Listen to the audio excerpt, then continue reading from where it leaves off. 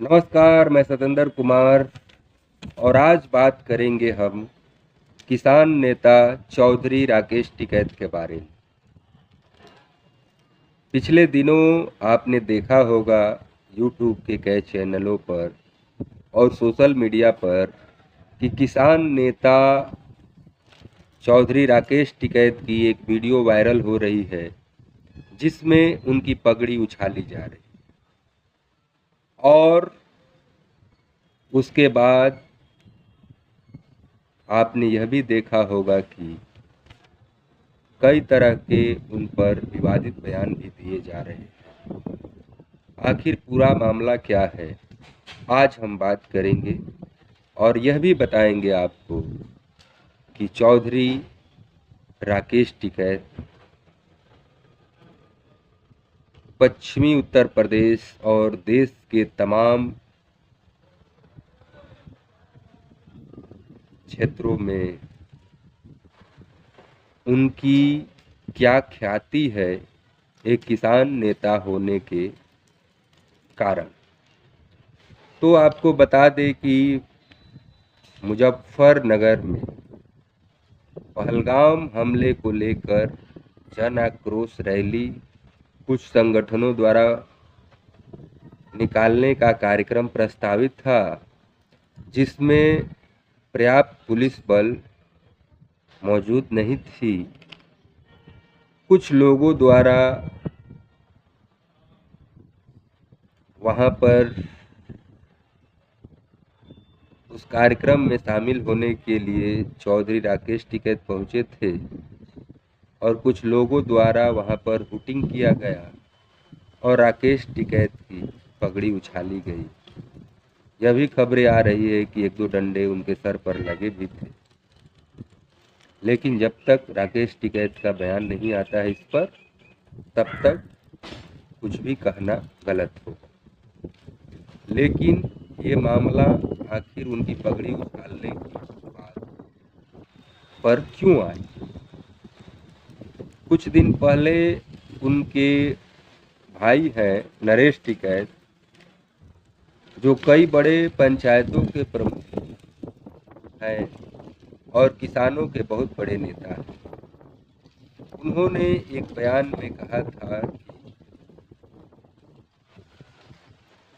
जो किसान हैं वो किसान कहीं के भी हो, चाहे वो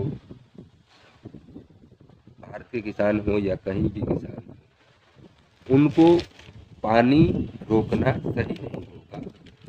जो आपने देखा होगा कि पहलगाम हमले में जब भारत के 28 लोगों की हत्या हुई थी धर्म पूछकर, उसके बाद आपने यह भी देखा होगा कि खबरें चलने लगी थी कि अब पाकिस्तान बूंद बूंद पानी के लिए तरसेगा, अब पाकिस्तान को एक बूंद भी पानी नहीं मिलेगी, वहाँ पर सिंधु नदी का पानी रोक दिया जाएगा।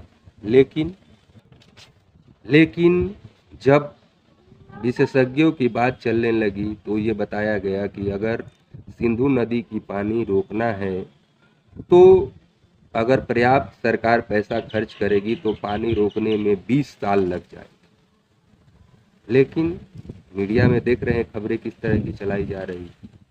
तो राकेश टिकैत का यही कहना था कि किसान कहीं के हो, उन्हें पानी नहीं रोकना चाहिए, और क्योंकि वो अन्नदाता है। लेकिन इसी से कुछ संगठन उग्र हो गए थे कि वो पाकिस्तान की तरफदारी कर रहे हैं, लेकिन उनका कतई ये कहना नहीं था कि वो पाकिस्तान की तरफदारी कर रहे हैं, वो एक किसान कौम की बात कर रहे हैं। उसके बाद किसानों ने राकेश टिकैत के सम्मान में 36 बिरादरी का सबसे बड़ा जन आक्रोश उनके समर्थन में निकाला कि किसानों ने जो उत्तर प्रदेश के जीआईसी ग्राउंड है वहाँ पर सबसे बड़ी रैली का आयोजन किया और सबसे बड़ी पगड़ी बांधी गई राकेश टिकैत, और ये बताने का संदेश दिया गया कि राकेश टिकैत के साथ आज भी किसान संगठन और पश्चिमी उत्तर प्रदेश के किसान उनके साथ हैं। वही राकेश टिकैत हैं जो गाजीपुर बॉर्डर पर आपने देखा होगा कि जब रातों रात भारत सरकार गाजीपुर बॉर्डर खाली कराने के लिए पूरे पलटन उतार दिया था और पीट पीट के सबको खाली कराया जा रहा था, उस समय राकेश टिकैत ने आंखों से कुछ आंसू निकाले थे कि क्या आज किसान की इस हाल पर कोई उनके मदद के लिए खड़ा नहीं है।